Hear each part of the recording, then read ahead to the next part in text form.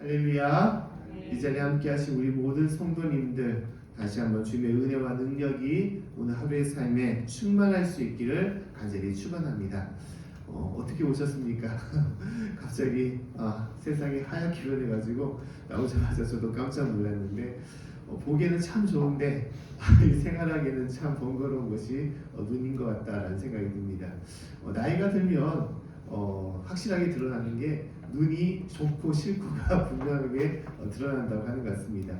나이가 드는 그 태가 젊었을 때는 또 어렸을 때는 눈이 그렇게 좋은데 나이가 들면 눈이 그렇게 좋은 것으로 또 보이지 않는다고 하죠. 하여튼 오늘 하루의 삶에 우리가 눈이 있을 때 또한 추위가 강해질수록 더욱더 조심하고 또 하루를 급하게 가지 말고 천천히 특히 하나님과 동행하여 하나님의 이끄신 가운데 나아갈 수 있기를 간절히 축원합니다. 내가 먼저 서두르거나 내가 먼저 앞서게 되면 넘어질 수밖에 없는 것입니다. 그러나 하나님과 함께하고 하나님의 부르신 대로 우리가 나아간다면 아무리 살얼음 같은 인생일지라도 그것은 견고할 수가 있고 또 그것은 참된 길로 온전한 길로 우리가 나아갈 수 있을 것입니다. 오직 오늘 하루도 그 믿음으로 우리가 이기는 자가 될 수 있기를 간절히 축원합니다. 우리 13장 말씀은 3일에 걸쳐서 우리가 계속 이어나가고 있습니다. 묵상집의 내용이 오늘 특히 이제 16절부터 18절까지 666에 대해서 얘기를 구체적으로 하고 있습니다. 이제 내일은 14장과 15장 분량이 또 많아지게 되는데 하여튼간 이 13장에 있는 두 짐승에 대해서 우리가 좀 더 바르게 알고 나아갈 필요가 있다는 것이죠. 잠깐 내용을 요약을 하게 되면 13장에는 두 짐승이 나온다라고 말씀을 했습니다. 용이 보낸, 사단이 보낸 두 짐승이죠. 한 짐승은 표범과 같고 또한 곰의 발과 사자의 입을 한 그러한 험상한 그런 짐승이었다. 그 짐승은 바다에서 올라온 짐승이고 또 다른 짐승은 어린 양 같은 땅에서 올라온 짐승이다라고 얘기를 하고 있습니다. 근데 바다에서 올라온 짐승은 무엇을 말하는 거냐? 이것은 핍박의 사단의 영을 말하는 것이죠. 핍박하는 권력과 세상의 능력으로 핍박하여 억지로 우상을 섬기게끔 이끌어가는 그러한 세력들을 말하는 것입니다.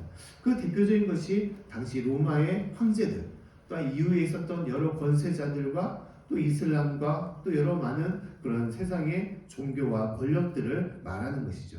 지금 이 순간에도 이제 공산주의를 통해서 믿는 자들, 종교를 가진 이들을 핍박하고 모든 것을 믿지 못하게끔 이끌어가고 있는 것입니다.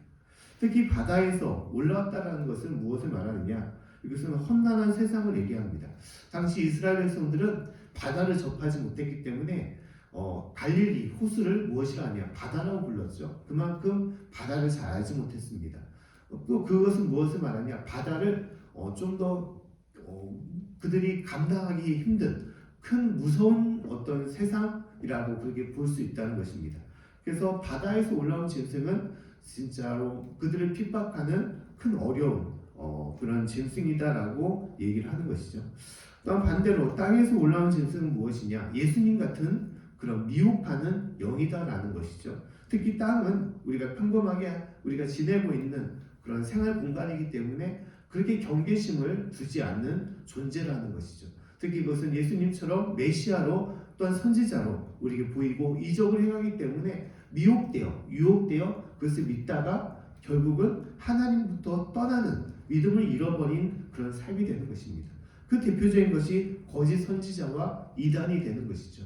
지금도 수많은 이단들이 자기가 메시아다, 자기가 예수님이다 하면서 우리를 유혹하고 그래서 결국은 믿음을 잃어버리는 그런 상황으로 얘기를 하고 있다는 것입니다.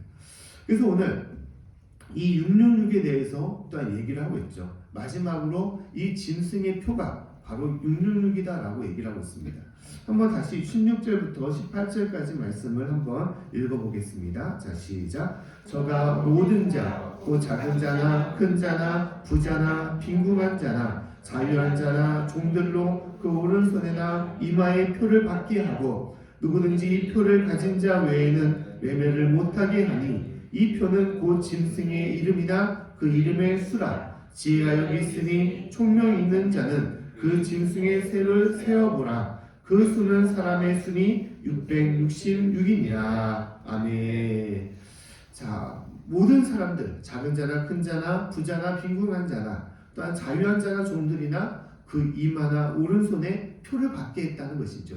그 표는 매매를 못하게 하는, 이제 경제적인 활동을 못하게 하는 표가 되는 것이고, 그 표는 짐승의 이름 또한 그 이름의 수명 또한 후반절에는 사람의 수다라고 얘기를 하고 있습니다. 그래서 우리가 한때 666이라는 것을 무엇이라고 얘기했습니까? 바코드라고 얘기 많이 했죠. 바코드가 맨 처음 이제 나왔을 때, 야, 저건 짐승의 표다. 거기 이제 줄에 세우면 6666이라는 숫자가 나오기 때문에 바코드를 사용하지 말아라 하면서 많은 경계심을 가졌습니다. 또 그 외에 또 회자됐던 것이 신용카드. 신용카드로 모든 경제활동을 하기 때문에 신용카드를 쓰지 말아야 된다라는 이야기도 했었습니다. 또 그 외에는 뭐 컴퓨터다. 또 요새는 자주 쓰는 것이 QR코드다. 그런 얘기를 많이 하는 것이죠. 이 모든 것이 경제적인 활동과 관련되어 있기 때문에 보통 그렇게 얘기를 합니다. 또 이단들은 이 666을 무엇이라고 얘기하냐? 특히 어떤 이단은 이 666의 글자가 성경에는 어디 나오냐? 솔로몬 역대 하에 그렇게 말씀에 나온다는 것입니다. 역대 9장 말씀 보면 솔로몬이 매년마다 금 666달란트를 중수했다, 세금으로 받았다라고 얘기를 하고 있다는 거예요. 어마어마한 세금을 받은 이 솔로몬의 부귀를 얘기를 하는 것이죠. 또 그래서 방패를 만든 그런 금방패를 만든 솔로몬의 부귀 영화를 보여주고 있습니다. 근데 이 솔로몬이 어떤 사람이냐? 솔로몬이 이방 여인들을 첩으로 삼아서 이스라엘 백성들에게 우상을 심어준 그런 왕이다라고 얘기하는 것이죠. 그래서 이 솔로몬이 짐승이다, 거짓된 짐승이다라고 그렇게 얘기를 하고 있는 것입니다. 그러면 지금은 누구를 말하느냐? 이 솔로몬처럼 왕처럼 하나님의 사자라고 부르지만 결국은 사람들을 우상으로 섬기게 하는 이 땅에 있는 모든 교회 목사들이다라고 얘기를 하고 있습니다. 이단의 반대 세력은, 이단들은 항상 무엇을 얘기하냐? 이단은 이제 사단, 악한 영에 대해서 영적인 전쟁을 얘기하지 않고 오히려 한기총, 이제 목회자들을 공격하고 기존에 있는 교회를 공격을 하는 것이죠. 그래서 그 믿는 사람들을 자기의 세력으로 이끌기 위해서 그 공격을 하는 것입니다. 그래서 이 땅에 있는 모든 목회자들이 거짓된 영에 사로잡혀서 거짓된 말씀을 전하고 거짓된 행동들을 하고 다 믿을 것이 못 된다. 오히려 그를 믿다가 하나님을 떠나는 것이다 라고 얘기를 하고 있습니다. 그래서 더불어 얘기하는 것이 이제 짐승의 표를 이마나 팔에 받았다라고 얘기를 하잖아요. 이제 그것이 구체적으로 뭐냐? 세례라라고 얘기를 하고 있습니다. 우리가 세례를 받을 때 안수를 받지 않습니까? 머리 안수를 받는 것이 그 표다. 또한 그 세례를 받을 때 손을 들고 선서를 하는데 그 손을 드는 것이 또한 그 표다라고 얘기를 하고 있다는 거예요. 이제 그렇게 더 씌워가지고 이 얘기를 하고 있는 것이죠. 하지만 하나님께서는 구체적으로 이 짐승은 사단을 말하는 것이고, 이 땅에 있는 큰 사단은 하나님을 믿지 않는 모든 세력, 또 하나님을 믿는 것을 방해하는 모든 세력을 말하는 것입니다. 근데 모든 목회자를, 이제 목회자 중에서는 이제 잘못된 길로 가는 것이거나 또 잘못된 말씀을, 또 사사로운 자신의 이익을 위하여 그렇게 행동을 하는 교회나 목회자도 있을 수가 있을 것입니다. 그렇다고 모든 교회와 모든 목회자들을 다 거짓되다, 사단이다라고 얘기하는 것은, 이것은 어처구니 없는 얘기죠. 그런 식으로 표명을 하고 있는 것입니다. 특히 솔로몬도 결국은 하나님께서 세우신 왕이었지 사단이 세운 왕은 아니었습니다. 이것은 그냥 끼워 맞추기식 억지 표현인 것입니다. 그렇다면 구체적으로 이 666이라는 것은 무엇을 말하느냐? 당시에 구체적으로 이 해당되는 말씀이 당시에 네로 황제 시대, 당시에 로마 황제 시대에 그러한 일들을 있었다는 것입니다. 당시에는 어떤 활동, 경제적인 활동을 하기 위해서는 조합에 들어가야 되는데, 그 조합에 들어가기 위해서는 황제를 믿어야 되는, 황제를 숭배해야 되는 그런 선언을 해야 됐다는 것입니다. 나는 하나님을 믿지 않고 황제를 믿는다는 그러한 선언을 한 사람만이 조합에 들어가고 경제 활동을 할 수 있었다는 거예요. 그 피해가 누구에게 있느냐? 크리스찬들에게 있었던 것이죠. 하나님을 믿고 결국 황제 숭배를 행하지 않는 크리스찬들은 결국 경제 활동을 하지 못하여 또한 여러 삶의 피해와 어려움을 받을 수밖에 없었던 것입니다. 그래서 어떤 학자들은 이 네로 카이스죠. 이 말을 해석하게 풀어보게 되면 그 글자로 해서 666이라는 숫자가 나온다는 거예요. 여하튼 이 사람의 수, 어떤 이 짐승의 수로 인해서 매매를 하지 못한다. 사단이 그렇게 행하는 가장 구체적인 것은 무엇이냐? 하나님을 믿지 않게끔 방해를 하고 미혹을 한다는 데 있는 것이죠. 단순하게 경제를 활동을 하지 못하는 것으로 연관되어서 666을 풀어서는 안 된다는 거예요. 바코드나 신용카드, QR코드 이런 것이 666이라고 하지 못하는 것은 뭐냐? 구체적으로 그것으로 인해서 하나님을 믿지 못하는, 내가 신앙생활을 못하고 또 하나님을 내가 경외하지 못하는 그런 경우로 가게 된다면 그것이 666이라고 할 수 있지만, 그러지 않는 이상은 그것을 굳이 그렇게 연관지어서 얘기할 필요는 없다는 것입니다.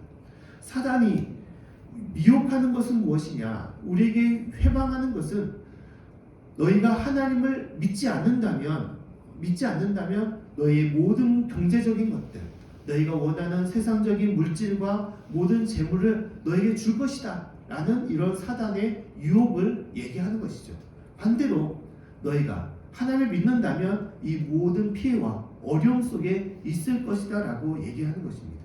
이것은 삶의 여러 가지 유혹과 갈등이 될 수 있는 것입니다. 예수님께서 40일 금식 동안에 사단의 여러 많은 유혹을 받았는데 그 대표적인 유혹이 물질적인 것 또한 재물에 대한 유혹이었습니다. 네가 나를 경배한다면, 사단을 경배한다면 세상의 모든 권력과 재물을 너에게 다 줄 것이다 라고 예수님을 유혹했던 것입니다. 이 유혹이 우리에게도 있는 것이죠. 네가 사단을 경외하고 하나님을 떠난다면 사단은 우리에게 많은 재물과 많은 돈을 우리에게 줄 거다고 유혹을 할 때가 많이 있습니다. 그러나 우리에게 가장 중요한 것은 무엇입니까?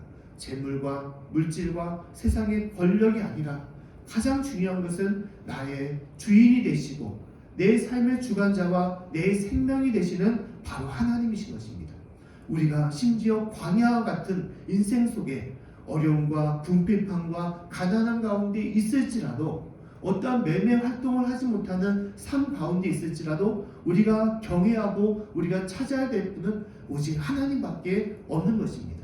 사랑하는 성도 여러분, 그러한 믿음으로 오직 주님 부르시는 그날까지, 또 주님께서 이 땅에 오시는 그날까지 믿음으로 살아갈 수 있기를 간절히 축원합니다. 특히 이 짐승의 표와 반대되는 것이 하나님의 표죠. 하나님의 인치심입니다. 표라는 것은 인침을 말하는 것이죠. 누구의 사람 같은 인침을 말하는 것입니다. 짐승의 표는 사단의 사람이라는 것을, 사단에 매여 있는 영이라는 것을 표시하는 것이지만, 하나님의 인치심은 성령에 매여 있는, 하나님에 매여 있는 사람을 말하는 것입니다. 그 대표적인 것이 14만 4천을 얘기하는 것이죠. 그 인침을 받는 사람들이 이 마지막 때 하나님 앞에 이긴 자가 되는 것이고 하나님 앞에 높임 받는 자가 되는 것입니다. 또한 그로 인해서 비슷한 표현을 신명기 6장에서도 말씀하고 있습니다. 하나님께서 우리가 말씀을 마음에 새기게 하여 내 머리와 이마에 말씀을 묶어서 표시를 하라고 얘기를 하고 있습니다. 그 대표적인 것이 테팔린을 얘기하는 것이죠. 지금도 이스라엘 유대인들은 이 손에다가 테팔린을 묶거나 머리에다가 이제 그것을 묶어서 내 머리의 모든 생각이 하나님의 말씀으로 내가 살아가겠습니다. 그리고 손에다 묶는 것은 내 모든 경제 활동들, 내 활동들의 힘과 능력이 하나님께로 오는 것입니다 라는 것을 고백하는 신앙의 고백의 모습인 것입니다. 하나님의 인치심을 받는 사람들은 그와 같은 거예요. 세상의 짐승의 인침을 받는 사람들은 물질에 매여서 하나님을 멀리하고 하나님을 외면하는 사람이지만, 내가 하나님의 인치심을 받는 사람은 오직 말씀만을 붙잡고 믿음만을 붙잡고 주님 안에 살아가는 인생인 것입니다. 사랑하는 모든 성도님들, 주님 부르시는 그날까지 오직 하나님만을 내가 고백하며 오직 어떠한 삶과 어려움 속에서도 주님의 자녀로서, 또한 주님의 백성으로서 주님만을 경외하며 또한 주님만을 예배하는, 증거하는 귀한 삶이 될 수 있기를 간절히 축원합니다. 기도하겠습니다.